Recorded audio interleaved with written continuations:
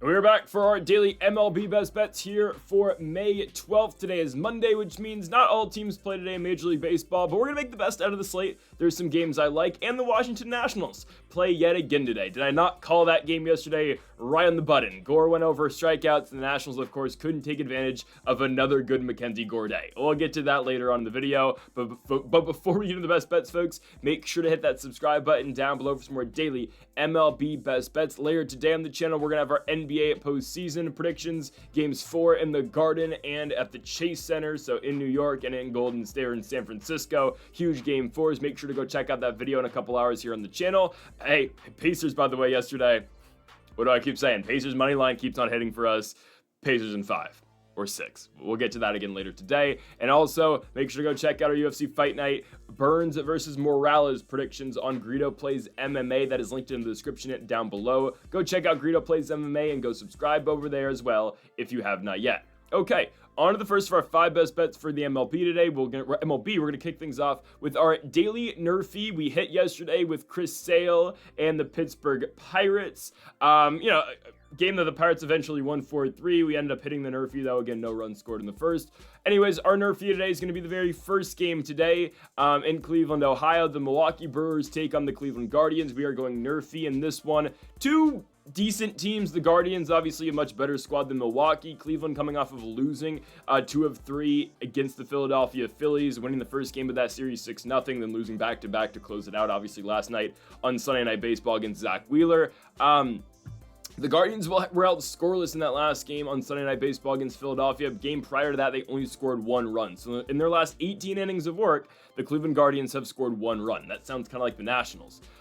Do we think they can score in the first inning today against Freddie Peralta? No, not at all, actually. I think this is the easier part of the Nerfy today is going to be the Guardians side of things. I think Cleveland is a overall better lineup than Milwaukee. I firmly believe that. But with Freddie Peralta on the bump, I don't expect the Guards to score in the first inning. If there was going to be an inning where they would score, or at least, a part of the lineup where they probably would seem like they could put runs on the board, it would be with Kwan, Schneemann, and Ramirez, sure. But Freddie Peralta has just been so good this season, and that's been the case for, many years in a row, it feels like at this point. Peralta has been the ace of this Milwaukee rotation. Corbin Burns was here a couple years ago, but regardless, right, Peralta's always been good. His last start against the Chicago Cubs, this guy goes 6 innings, 4 hits, 0 runs, and 7 strikeouts. He was excellent then. Struggled a little bit in the start before against the White Sox, gave up 2 runs, but Peralta's a very solid arm, and I expect him to go out here and get us a couple outs. He did have a groin injury, but he is on pace, and he is going to start today in Cleveland against the Guards. And for Cleveland, they're going to be starting tonight Ben Lively. The righty comes out with a 3.46 ERA. His last start against the Washington Nationals was pretty solid. I mean, obviously, I got to see that game and got to watch Ben Lively beat my team 9-1, or essentially go out there and, only give up 2 hits and 1 solo home run. Regardless, though, Lively's been much better as the season has worn on. You look at his last 4 starts, the Guardians have actually won in each of these last 4 starts that Lively's taken the bump. That start against the Pirates on April 19th, he goes 5 1/3, 4 hits, 0 runs. Red Sox start wasn't great, 5 innings, 6 hits, 4 runs. But then 2 starts after that have been excellent. 5 2/3 against the Twins, 5 hits given up, but a shutout outing for him. And then against the Nationals in DC, again, the solo home run was the only run plated against Lively. And when we look at this Brewers lineup, right, coming off a win yesterday against the Tampa Bay Rays on the road, salvaging that series, losing 2-3 over there. But Lively's going to see Sal Frelick, Jackson Chourio, Christian Yelich, Contreras in the 4. I'm going to be honest, that's just not a lineup that scares me right now. The Brewers are not that great of a road team either. They're 8-14 on the road. Now, again, road records don't mean anything. Hell, ask the St. Louis Cardinals when they went to D.C. to take on the Nats, but maybe that's just a Nationals problem. I don't know. But the Brewers, not a great road hitting team. Yesterday, Frelick and Chourio go combined 1 for 9 at the plate. Frelick batting in the 280s, Chourio 260, and then there's Christian Yelich, who did hit a home run yesterday in Tampa Bay, but a guy who's just been underwhelming so far this year, batting 210. Sure, again, Yelich is going to have his moments where he's going to showcase the power. He's going to go deep, just like Contreras did yesterday. Actually, both of those guys went yard. I believe they both went yard in the 4th inning in back-to-back ABs. They did. 2 solo shots back-to-back for Yelich and Contreras. But both of these guys throughout the course of the season haven't been the best, and in all fairness, they just homered yesterday. So will it happen again in the first inning against Ben Lively? I don't think so. I think it honestly, though, is the more challenging part of the Nerfy. I feel very confident about Freddie Peralta. I know how good Steven Kwan is. I know Schneeman's been hitting the ball really well, and J-Ram obviously has been an elite hitter in the majors for a very long time at this point. I understand that. But I do really like what Peralta brings. I think he's going to find a way to get 3 outs in a row. Lively's a little bit concerning because if Frelick or Churio get on the base paths, then they can wreak havoc, obviously, right, with their speed. I'm willing to play this line, though. It's my favorite today out of all the Nerfies. The manageable ones, at least in the odds. Like, I like Pirates Mets a lot, but it's minus 145 / minus 150 because Paul Skeen's on the bump. So we're going to settle for this. I like it. Freddie Peralta and Ben Lively here from Progressive Field in Cleveland, Ohio. Go out there and get us the 6 outs to kick off the day. We go on to our second best bet of the video, and we move now to our first of 2 money lines today. We go to Comerica Park in Detroit, Michigan for the Detroit Tigers and the Boston Red Sox. I feel good about the Tigers here. I do. A lot of things I think goes Detroit's way today. Boston's coming off winning 4 of 5. They won both of their series against the Texas Rangers and against the Kansas City Royals, right? Losing the first of that 3-game set against KC, but bouncing back, winning 2 days ago with Garrett Crochet on the mound, and then winning the finale yesterday 3-1.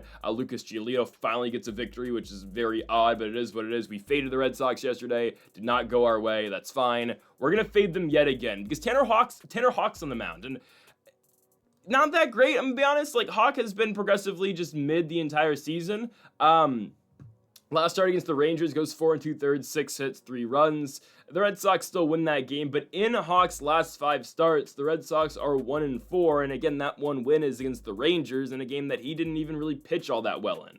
In all fairness, right, he had that Blue Jays start where he went 7 innings, 4 hits, 1 run, and his team still lost the baseball game. But, I mean, I look back to that Rays start where he doesn't even get out the second or the third inning. He gives up 10 hits, 12 runs in those 2 1/3. The White Sox hit him pretty badly at times, right? Eventually, the Sox won that game where Hawk pitched against them on April 20th. You look at the Guardians start, 5 innings, 8 hits, 4 runs. He hasn't been that great this year. And I look at this Tigers lineup, who's a scrappy bunch. I understand they lost back-to-back games to close their 3-game set against the Rangers, right? The Josh Young versus Jace Young series, right? I get it. They lost back-to-back games against the Rangers.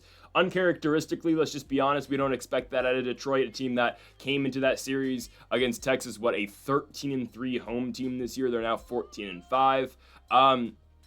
But I think this lineup gets back on the right track here. I mean, shout out to Javier Baez, who I know went 0 for yesterday, but still batting 300 in the 9th spot. I understand he does not play every single day, but Javi's been pretty good this year.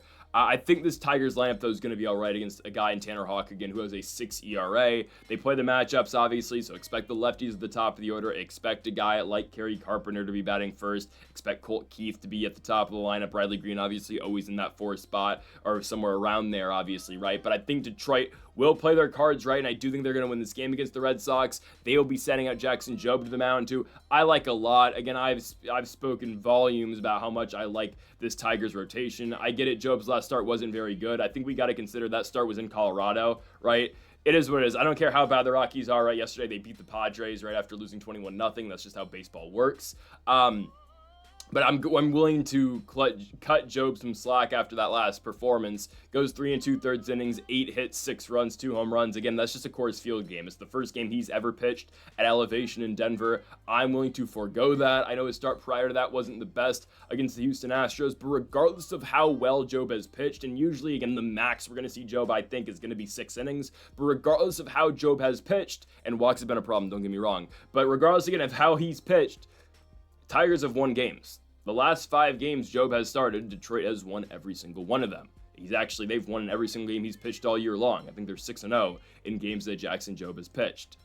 Again, that's a run support thing I completely understand, but at the same time, right, situational pitching, Jackson Jobe has been good, and he's given his team a chance to win baseball games this season. And I look at what the Red Sox are throwing out there today, a guy who is going to get shelled, a guy who I believe they've only won 1 game all year long with on the bump, 6 ERA. I'm okay with this. And I get it, the Red Sox lineup is heating up, right? Rafael Devers has been pretty good, right? Yesterday, I believe Devers went yard, if I'm not mistaken, yes, in the 8th inning, 440 feet into deep center field. I get it. This is a good Red Sox lineup. 1, 2, 3, 4. They're really good. I mean, especially 1, 2, 3, right? Duran, Devers, Bregman. I'll give Wilmer Abreu his flowers as well in the 4 spot. Even Trevor Story's been serviceable this year. I get that. I just think that the Tigers are better. I've spoken again at length about how much I like their pitching staff and how much I just like their team as a whole too. Again, we are in May. I think this team can, if everything goes right this year, should be a squad that should be in the ALCS. They should be looking to be, making that. They should be looking to make that push in the World Series, hopefully this year. And obviously, again, that's going to be boosted by their pitching staff. And with a guy like Tarek Skubal leading your rotation, obviously that has to be an end goal, especially the way that they, got into the playoffs last season. But I think here, yes, they are going to beat the Rangers. The Rangers are due for a little bit of regression, winning back-to-back series, winning back-to-back games. The Tigers have lost 2 in a row. This team rarely loses 3 games in a row, let alone 3 games at home. They haven't done that all year long, and I think they're going to get back on the winning track here. They're going to go to 12 games over 500 once again with a victory today over the Boston Red Sox. Jackson Jobe just needs to get us productive innings. I think the bats are going to come through again against a mediocre pitcher for Boston. So give me Detroit Tigers money line today, -115 for the Tigers at home at Comerica Park. We go to our third best bet of the video, Washington Nationals best bet of the day, and it is C.J. Abrams over on total bases.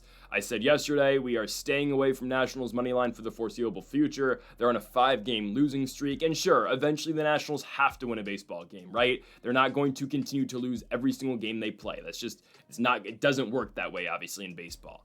But the much more favorable bet for us today is going to be C.J. Abrams on over total bases. This guy bats .315, and it's not being talked about right now. C.J. Abrams, post-return from injury, has been excellent for the Nationals. And unfortunately, this is all getting buried by how bad this baseball team is. And I'll get to that a little bit more in a second. But why do I like C.J. Abrams today?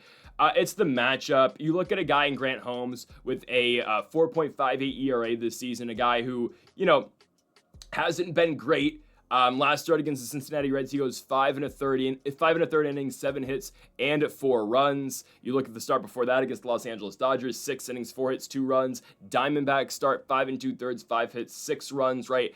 It's a guy who, does kind of get shelled. It does. He does. Will the Nationals confront on that? I don't know. And that's why I didn't go hits, runs, and RBI today, because I don't know what's going to happen around C.J. Abrams in the lineup tonight. I want to say I think James Wood can have a great day. I want to say Nathaniel Lowe, it can be great, obviously, right? But I just don't trust anybody in the Nats lineup right now, honestly, other than Abrams, who has continued to hit the ball very well. Even in these games where they're losing, Abrams is still putting together multi-hit games. He's been excellent. I got to give CJ all the credit in the world. He's really the only guy producing right now in this Nats lineup, at least consistently, other than Wood, obviously. But recently in this losing streak, again, has just been Abrams really giving us any juice. I mean, he had back-to-back games with 3 hits. That last game against the Guards, and that game against the Cardinals on Friday as well. So Abrams is great, right? I expect him to be really good today. But the problem with the Nationals, again, is can they put together hits around Abrams? So that's why I went total bases instead of hits, runs, and RBI, because now this is solely dependent on just CJ. There's a chance CJ doubles in this game.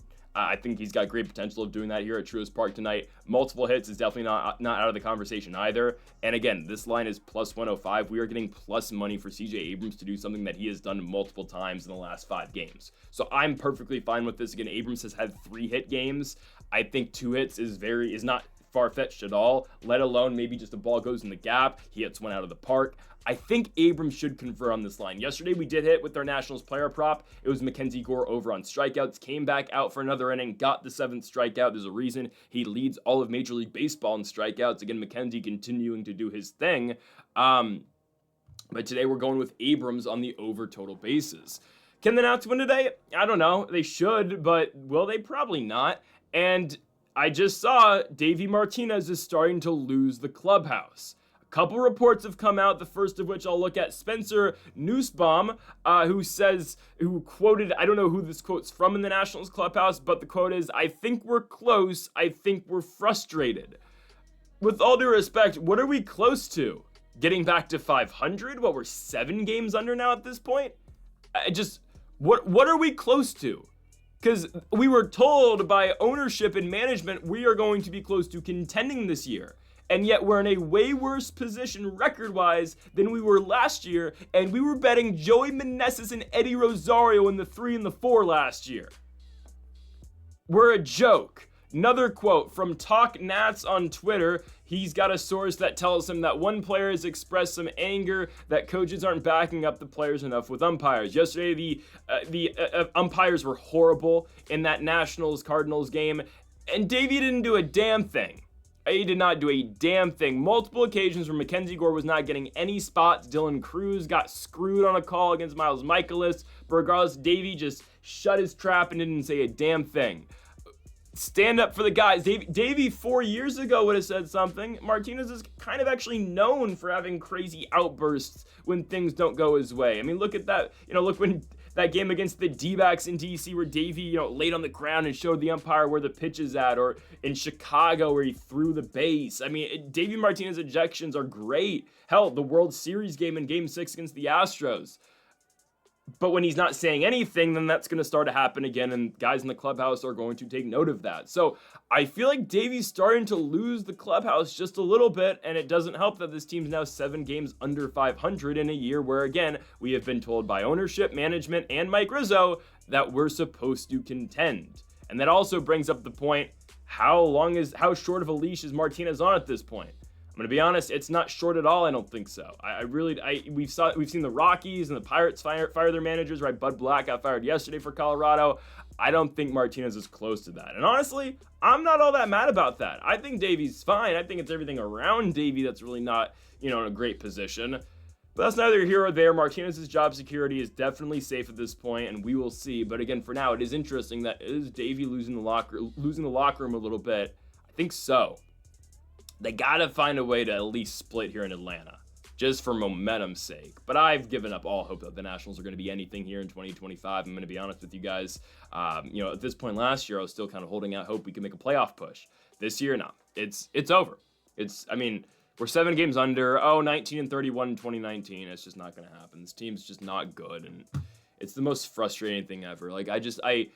I get shit on for being, the organization just shits on me for being a fan of their team. I hate it, man. God, take me back to 2019. Our best player prop of the day is Paul Skeens. We could have had Paul Skeens, but it's fine. I believe in Dylan Cruz. Dylan Cruz is my favorite player in the league, so I don't care. Anyways, our best player prop today is going to be Paul Skeens on the over on strikeouts. I know what you're thinking. Paul Skeens hasn't hit this line in a while, and he hasn't hit his strikeout line in, I believe, all but 2 games all year long. And that's a fair assessment of this. But now that conversation has been had, I think now Skeens is going to go over this line. His last 2 starts, Paul Skeens did not hit the over 6.5 strikeouts. Against the Chicago Cubs, he goes 5 innings, 5 hits, 3 runs, 2 strikeouts. His last start against the St. Louis Cardinals on the road, 6 innings, 3 hits, 2 runs, 6 strikeouts. The last game in which he hit over 6.5 strikeouts was against the Los Angeles Dodgers. One of Skeens' best starts of his career, I'm going to be honest with you, at Dodger Stadium, 6 1/3, 5 hits, 9 Ks. Great start for Paul Skeens. And it's not like Skeens is pitching poorly this year. He's been really good. It's just the strikeout numbers haven't been, I guess, what people have expected them to be and what they were compared to last year. Skeens is still great, obviously. He's going to be an all-star. He's going to be a perennial all-star his entire career. The conversation is starting to be talked about, by the way. Should the Pirates just move on from Skeens right now and try to get as much value as possible? I don't think so just yet. I think they're going to wait a couple years, but eventually, yes, Skeens is going to get moved from Pittsburgh. That's going to happen, and I'm going to fill you guys in on something. It's probably going to be the Dodgers. Just be honest with ourselves here. Skeens is an LA guy. He's an Orange County guy, but he's not going to go to the Angels because they're not going to spend. He's going to end up with the Dodgers, guys. Just be honest with ourselves. It's going to be Dodgers or Padres. I think it's going to be Dodgers. I don't know what they can offer Pittsburgh, but we're talking 2-3 years when Skeens, I do believe, is going to be traded. So it's 25-year-old year. Just say 28, I think Skeens will be on the Dodgers, in my personal opinion. Because why wouldn't they? They're going to get Kyle Tucker this offseason as well, as they've already expressed interest in the guy. Who do they not have interest in? It's ridiculous. But I think Skeens will get the strikeouts today. Again, as soon as it's a thing now. Oh, Skeens hasn't hit his strikeout line in a while. All right, now this is the game he will. Against a New York Mets team who is good. I'm not going to deny that. I think they're still playing a little bit better than their record indicates. I'm going to be honest with you. I think they are. But I still will say, yes, the Mets are a good team. I think the Phillies are actually better. And again, I hate both those squads. I do think Phillies slightly better. But this is a Mets team that's going to strike out. Yesterday, Matthew Boyd in 6 innings had 8 strikeouts against the Mets, right? Yesterday, Alonso struck out 3 times. Soto struck out twice. Lindor struck out twice. I mean, those are your top 3 guys in your lineup, and Matt Boyd setting them down on strikes. That's no disrespect to Matt Boyd, who's actually been really good this season. I think he's got the same exact ERA as Paul Skeens, but I expect Skeens to be better than Matthew Boyd with all due respect. It's just, let's be honest, guys. Paul Skeens is a top 5 pitcher in the MLB. 2.77 ERA for Skeens, that might not pop off the charts, but again, that's still a very solid ERA. If Skeens can just get the walks down, I think everything else is going to be fine around him, because ultimately that's been what's hurt him in his 2 starts so far in May. Chicago game, 4 walks. Cardinals game, 4 walks. If you can just limit that again to what he was doing in the month of April, where he had 2 games with 1 walk and 3 games with 0 walks, I think he should be fine. So I think that's really what it all starts with, and honestly, to what strikeout counts, obviously, or strikeout totals. Stay away from the walks. You have more pitches to play with, obviously, more pitches to work with. And instead of, okay, he's pitching 5 innings against the Cubs because he's got 4 walks, then that becomes into a 7-inning start like he was doing in the month of April, obviously, right? The Guardians start, he goes 7 innings. Tampa Bay start, he goes 7 innings. Why? Because he's not walking anyone, right? I think Skeens is going to be all right. I think if he limits the walks, he should be okay. I mean, I think, you might see him walk Juan Soto because that's just what Soto does. But I think Skeens will attack these Mets hitters. He's not really afraid of anybody. He's an elite pitcher in this league. I mean, this guy literally just, eats, sleeps, and breathes baseball. It's his entire life. And I think Paul Skeens is going to be able to go out here and get us the strikeouts today over 6.5. Again, as soon as, and even FanDuel and all of these betting apps kind of pushing it to this point, oh, Paul Skeens hasn't gone over his strikeout line in weeks. That's exactly where they get you, and now he's going to go over this line. I'm not even trying to get into sports conspiracy things. It's just a matter of time, though, before Paul Skeens gets his strikeouts. He's too good to not hit 7 strikeouts in 3 consecutive games. I think he does it here against the Mets lineup, who struggled yesterday dealing with Matthew Boyd. I get it, Boyd's a lefty, but still, they struggled with the strikeout yesterday. I think they're going to struggle yet again.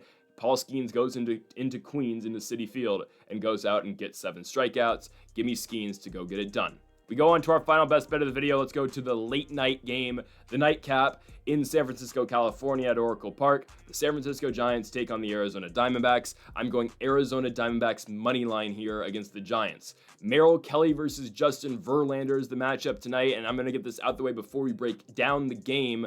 This is the MLB debut today, if I'm not mistaken, for Jordan Lawlar. Lawlar is the number 1 overall prospect for the Arizona Diamondbacks.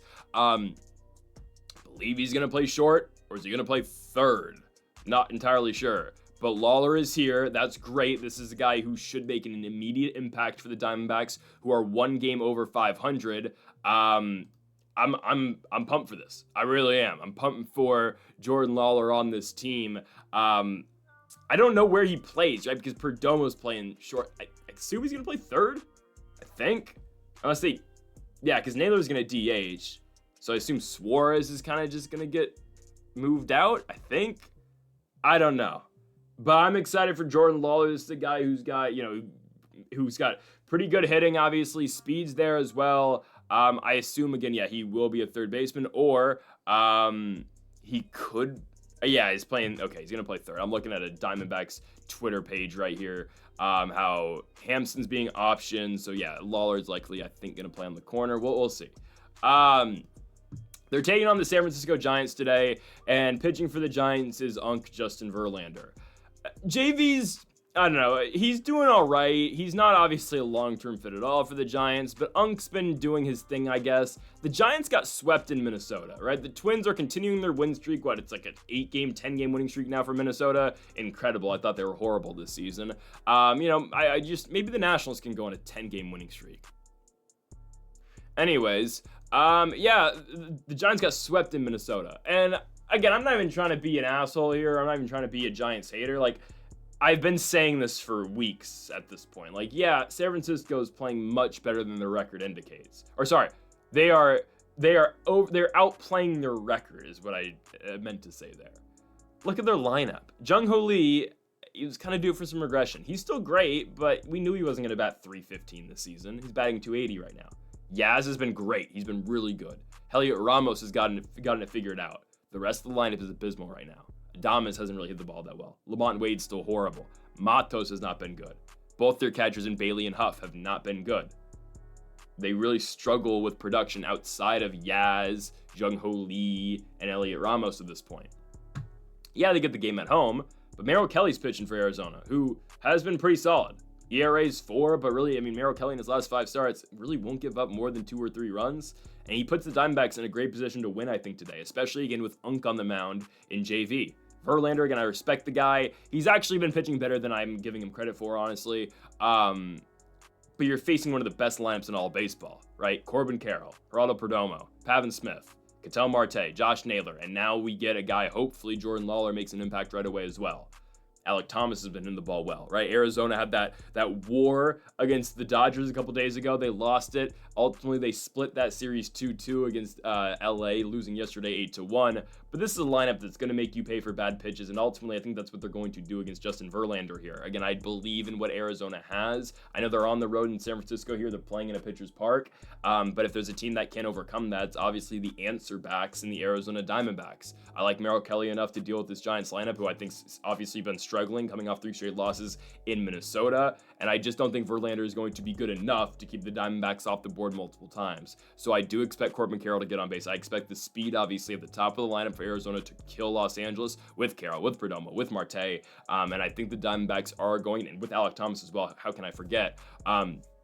I think the Arizona Diamondbacks today are going to come out with a victory. Odds are exactly even, -110 on both sides. I am going to fade the 42-year-old Unk and Justin Verlander, and I'm taking the Arizona Diamondbacks to go on the road and pick up the victory. I also just don't think the Giants lineup is good enough to compete with Arizona. Where does their run production come out of? Besides Lee, besides Ramos, and besides Yastrzemski, who is putting runs on the board for the Giants? Exactly. Give me Arizona to win the baseball game, -110. It's exactly even, and I absolutely love the odds for the Diamondbacks. I know their bullpen absolutely sucks, but the Giants lineup still isn't very good. So give me the D-backs. And folks, that'll do it for our MLB Best Bets here for May 12th. If you have not yet, though, make sure to hit that subscribe button down below for more. Make sure to leave a like if you did enjoy the video. Make sure to comment if you do disagree with any of the picks. We'll be back tomorrow, folks, for more daily MLB Best Bets, and later today for our NBA predictions as well. Folks, thank y'all for watching, and Mamba forever.